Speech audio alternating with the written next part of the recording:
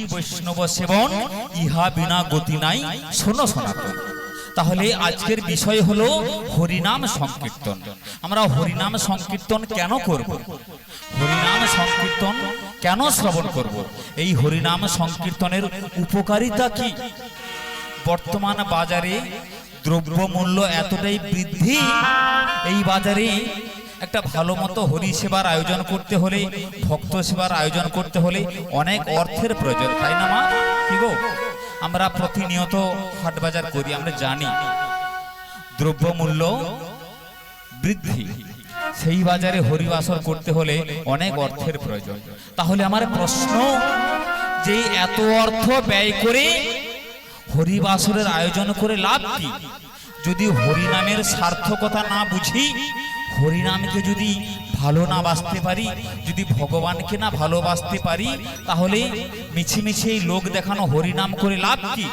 কি গো, আমরা হিন্দু সনাতন ধর্মের মানুষ, অনেক সৌভাগ্য থাকলে, অনেক পুণ্য বলে এই হিন্দু সনাতন পরিবারে জন্মগ্রহণ করে কৃষ্ণ ভক্ত হওয়া যায়, তাই না? তার আগে জানতে হবে যে হরিনাম শ্রবণ করে লাভ কি হয়। না, শাস্ত্র বললেন চেত দর্পণ মার্জনম ভব মহা দাবাগিনী নির্বাপনম শ্রেয় কৈরব চন্দ্রিকা বিতরণ বিদ্যাবোধু জীবন। যেমন ধরুন, আপনার মাথার চুলে ময়লা পড়ে গেছে, মাথার চুল ময়লা হলে আমরা কি করি মা? শ্যাম্পু দিই, তাই না? যদি গায়ে ময়লা পড়ে যায় সাবানে দিই, যদি আমাদের পোশাকে ময়লা পড়ে যায় আমরা ডিটারজেন্ট দিয়ে পরিষ্কার করি, তাই না? সাবান সার্ফ দিয়ে পরিষ্কার করি। তাহলে যদি দাঁতে ময়লা পড়ে যায় আমরা টুথপেস্ট দিয়ে ব্রাশ করি। তাহলে হরিনাম শ্রবণ করলে লাভ কি হয়? না, হরিনাম শ্রবণের প্রথমেই বলেছে চেত দর্পণ মার্জনম, এই চিত্তরূপী আয়নাটাকে হরিনাম জল দ্বারা ধুয়ে মুছে পরিষ্কার করলে তবেই ভগবানের প্রতিচ্ছবিটা দেখা যায়। ভগবান কোথায় থাকে? ওই সোনার মন্দিরে থাকে না, শ্বেত পাথরের মন্দিরে থাকে না, বৈকুণ্ঠে থাকে না, গোলক ধামে থাকে না। ভগবান কোথায় থাকে? না, ভক্তের হৃদয় সিংহাসন।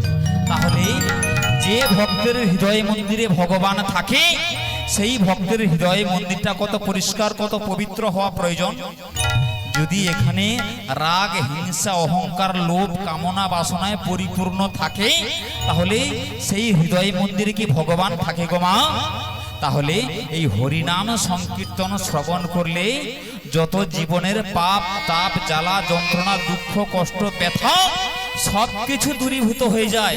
তখন সেই নির্মল হৃদয় সিংহাসনে আমার ভগবান বিরাজমান হয়। তাই হরিবাসরে যেতে হয়, হরিনাম সংকীর্তন শ্রবণ করতে হয়।